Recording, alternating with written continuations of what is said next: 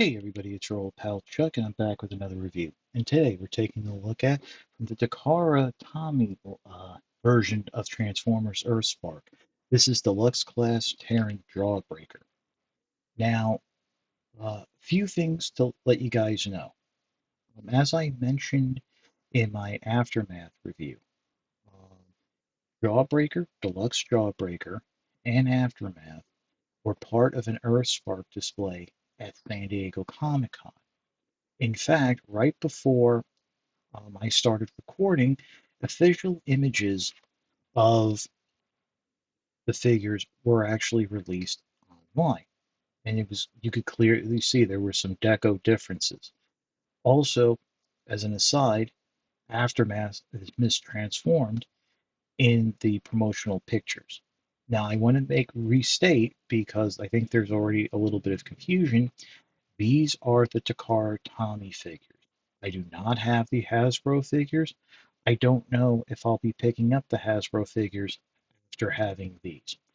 Um, it would be like double dipping, and really that's money I could be putting elsewhere since these are better and more accurate decos. One other thing is hashtag. I should have caught this, but hashtag like Alita 1 is actually a retooled from the Warrior class that hasn't been released yet. We have seen it. There's been preview pictures.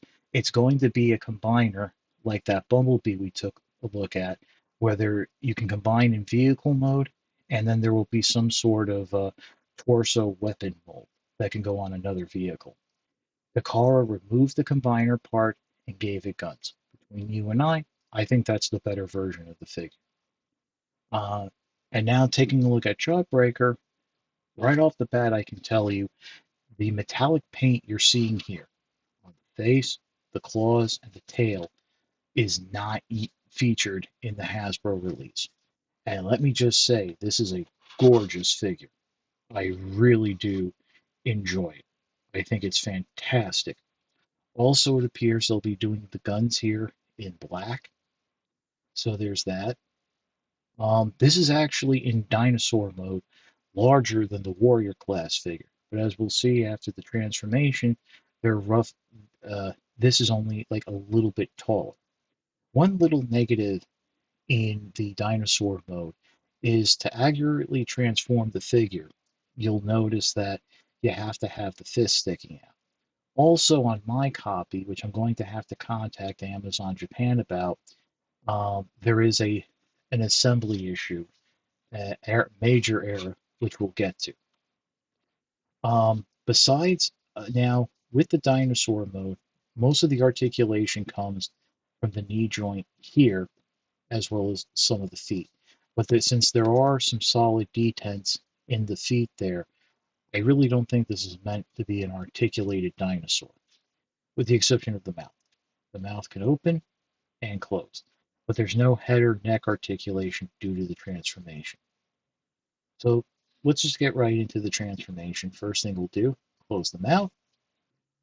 Just for your own sanity, remove the guns here. We'll put them off to the side. Um, Come around the back, remove the dinosaur tail. The three accessories all come separate in the packaging, just so you know. And now we can begin. The first thing that Hasbro Takara kind of shows us all is like separate steps. But the one thing you can do is straighten out the feet, straighten out the legs, unpeg them from their locking point here, and then rotate them up and around. And as you do that, bring the foot down, and it will close up and peg into place. Rotate the forearm so that the claw is facing outward. Do it again on this side, straighten the leg, and then just fold up. This is about 2 or 3 steps we're going through, by the way. Just rotate like that. Make sure you rotate at the forearm and not at the bicep. And here you can see the assembly error that I have. Unfortunately, I have a figure that has 2 right hands. Doesn't really affect the transformation, but it does affect handling the figure. Hopefully, Amazon Japan will be able to help me out here, or well, I'm going to be stuck. at which point I might actually go for the Hasbro release. Coming around to the back here, what you want to do is unpeg these, I guess you can say like these side pieces here, the will be part of the chest in robot mode. They peg into the legs, and then that frees them up that you can unpeg the legs like so and straighten them out. One thing to note is, as you can see, the legs are meant to slide over that little ridge area right there. And I was having a dickens of a time getting these back into dinosaur mode. And let me just quickly, we're going to swing this whole waist piece down, and that will soft friction into place there. And then you can just straighten up the legs like so. And you can see how it's starting to come together. And part of the problem that I actually had is does comes with this next step. So you're going to rotate the dinosaur head back, bring it all the way back. That will bring the head panel up and lock it into the chest piece there.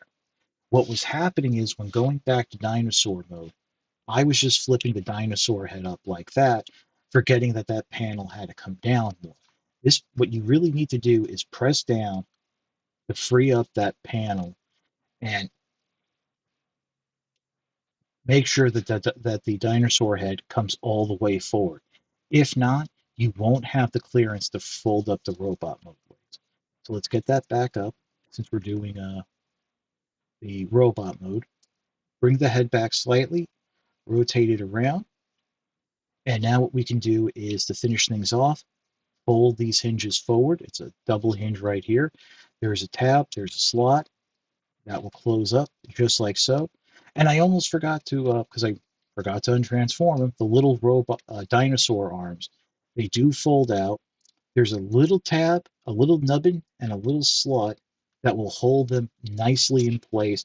They'll fit over that groove right there. So that will close up over them. And here we have Jawbreaker in its robot mode. So right off the bat, looks very nice. I think you can actually, let's see. Um, Yeah, if you so desire, you can keep the dinosaur tail connected to the back, just like so. That will allow you to store the tail while using the blaster as a handgun. It is also meant to peg into the shoulder here in robot mode as well. Unfortunately, because the hand here is backwards, I can't have the figure hold it. But also the tail is meant to be used as a weapon, which we can just remove here, put that into the shoulder, and peg it into the hand. So you have like a little sword whip thing, however you want to use it or position it. There is a hinge there on the handle, so you do have some play with it. Bringing in the warrior class, you do see the difference in color. I do believe that the Hasbro release will be closer to the orange of the warrior class, but you do see that only a very slight difference in height in the robot mode. But there's I don't even want to say there's more articulation. I mean, there's like a couple more swivels and stuff. Um, you do see that the both claws are painted, whereas here they're not.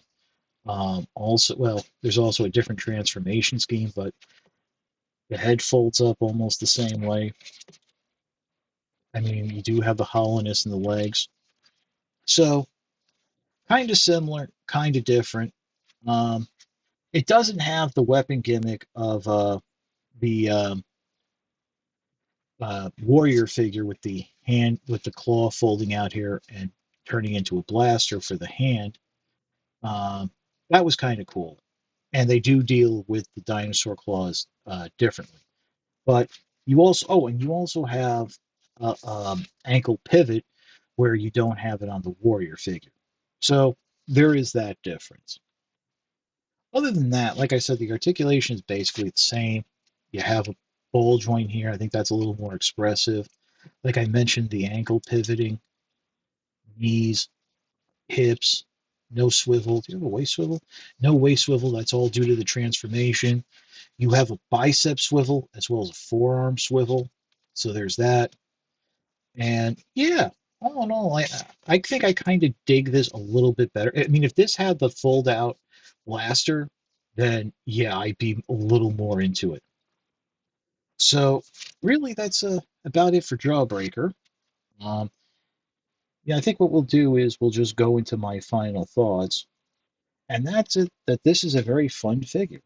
Um, as I mentioned at the beginning, Hasbro has revealed their stock images of their release of the deluxe version of Jawbreaker, but I do have to remind you that just because Hasbro has stock images, just because they have production samples, doesn't mean you'll be able to find this figure in stores. If their retail partners don't want to carry it, because Earthspark is going to be off the air probably by the time this figure is released, they may not want to carry it because there's no media to promote it. So if you really like Jawbreaker and really like this figure, my advice to you is to go the import route. I know that's a little bit more money.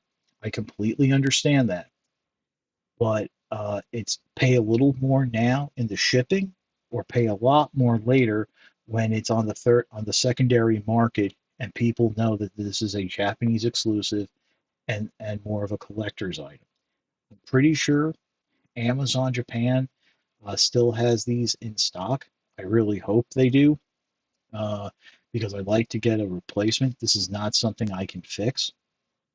Uh, but if not, they should turn up with some more later on. But that's about it for the review. I hope you like this review. If you like this review, like, comment, and subscribe. I always appreciate the views. Your likes, comments, and subscriptions help to communicate to YouTube through the algorithm that my channel should be exalted and held upon high. Want to make the ultimate sign of support? I do have a Patreon. It is www.patreon.com/chuckdog1999. All I ask for is $1 a month, $12 a year. No thrills, no tears, no special rewards. All you're doing is helping me help you to help me help you bring figures like this to you, as well as keeping up the infrastructure of the channel. But, as I always say, if you can't afford the $1 a month or $12 a year, your views are more than thanks enough. Patreon is just the cherry on top of an already generous sundae. So, really, that's about it. Once again, this is your old pal Chuck for Deluxe Class Takara Tomy Terran Jawbreaker. We will see you next time.